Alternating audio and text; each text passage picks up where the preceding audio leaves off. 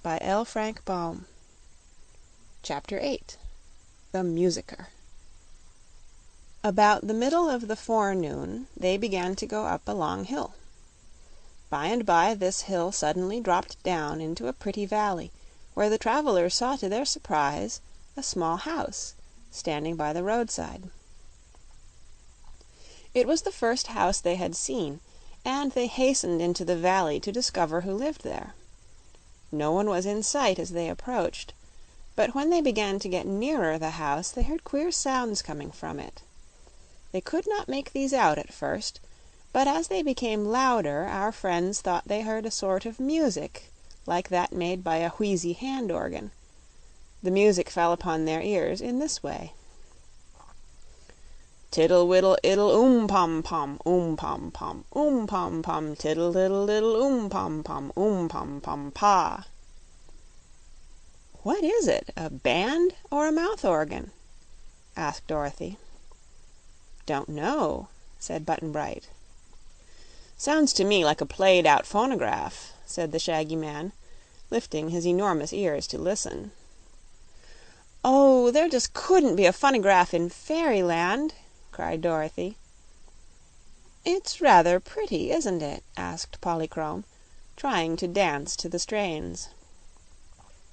"Tiddle widdle iddle pom pom pom pom," came the music to their ears, more distinctly as they drew nearer the house.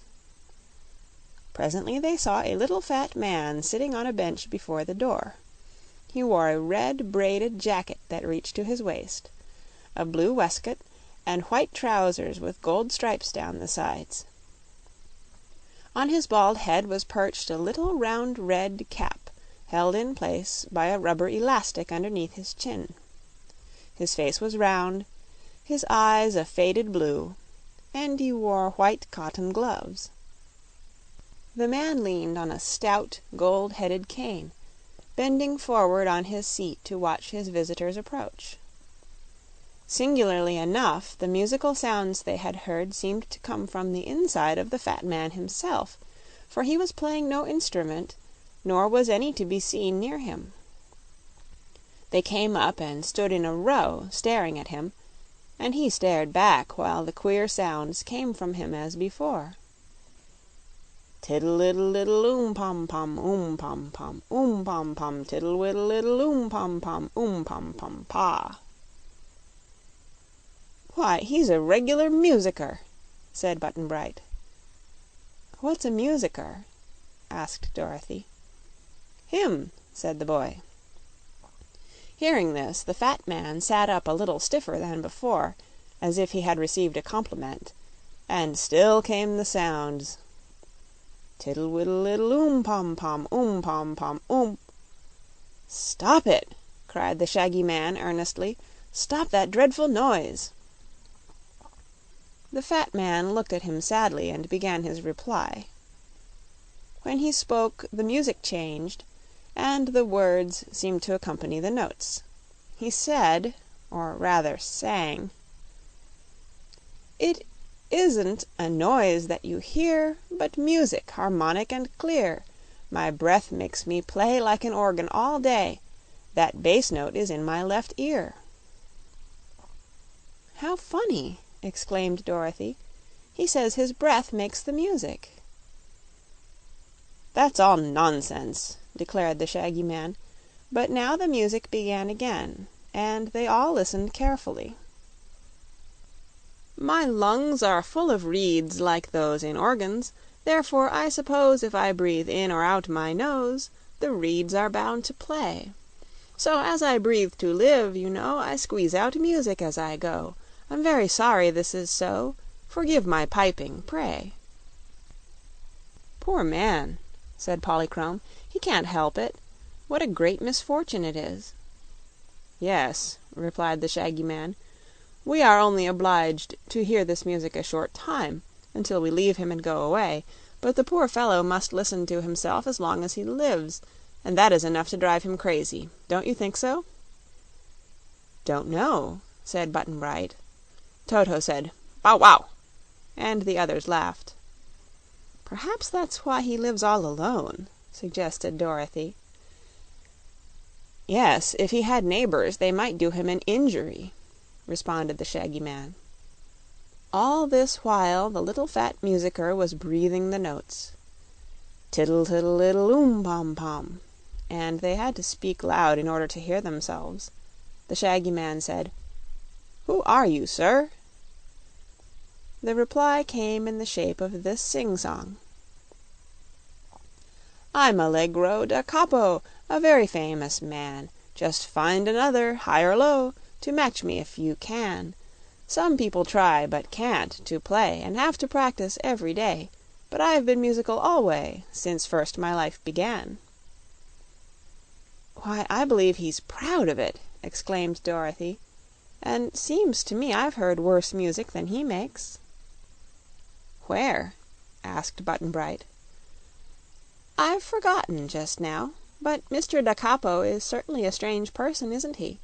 And p'r'aps he's the only one of his kind in all the world." This praise seemed to please the fat little musicker, for he swelled out his chest, looked important, and sang as follows: "I wear no band around me, and yet I am a band. I do not strain to make my strains, but on the other hand, my toot is always destitute of flats and other errors. To C sharp and B natural are for me but minor terrors."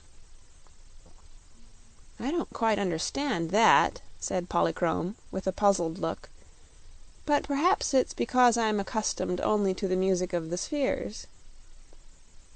"What's that?" asked Button-Bright. "Oh, Polly means the atmosphere and hemisphere, I suppose," explained Dorothy. "Oh," said Button-Bright. "Bow wow," said Toto. But the musicker was still breathing his constant pom pom, pom pom, and it seemed to jar on the Shaggy Man's nerves. "Stop it, can't you?" he cried angrily. "Or breathe in a whisper, or put a clothespin on your nose. Do something, anyhow." But the fat one, with a sad look, sang this answer: "Music hath charms, and it may Soothe even the savage, they say. So if savage you feel, just list to my reel, for sooth to say that's the real way." The Shaggy Man had to laugh at this, and when he laughed he stretched his donkey mouth wide open. Said Dorothy: "I don't know how good his poetry is, but it seems to fit the notes, so that's all that can be expected." "I like it," said Button-Bright, who was staring hard at the musicker, his little legs spread wide apart. To the surprise of his companions, the boy asked this long question: "If I swallowed a mouth organ, what would I be?" "An organette," said the Shaggy Man. "But come, my dears, I think the best thing we can do is to continue on our journey before Button-Bright swallows anything. We must try to find that Land of Oz, you know." Hearing this speech, the musicker sang quickly: "If you go to the Land of Oz, please take me along, because on Ozma's birthday I'm anxious to play the loveliest song ever was." "No, thank you," said Dorothy. "We prefer to travel alone, but if I see Ozma I'll tell her you want to come to her birthday party." "Let's be going," urged the Shaggy Man anxiously. Polly was already dancing along the road, far in advance, and the others turned to follow her. Toto did not like the fat musicker, and made a grab for his chubby leg. Dorothy quickly caught up the growling little dog and hurried after her companions, who were walking faster than usual in order to get out of hearing. They had to climb a hill, and until they got to the top they could not escape the musicker's monotonous piping: pom pom, pom pom, tiddle widdle widdle, pom pom pa. As they passed the brow of the hill, however, and descended on the other side, the sounds gradually died away, whereat they all felt much relieved.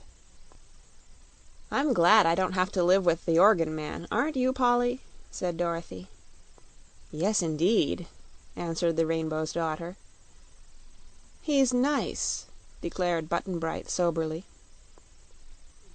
"I hope your Princess Ozma won't invite him to her birthday celebration," remarked the shaggy man, "for the fellow's music would drive her guests all crazy. You've given me an idea, Button-Bright. I believe the musicker must have swallowed an accordion in his youth." "What's 'cordion?" asked the boy. "It's a kind of pleating," explained Dorothy, putting down the dog. "Bow wow!" said Toto, and ran away at a mad gallop to chase a bumble bee. Chapter 9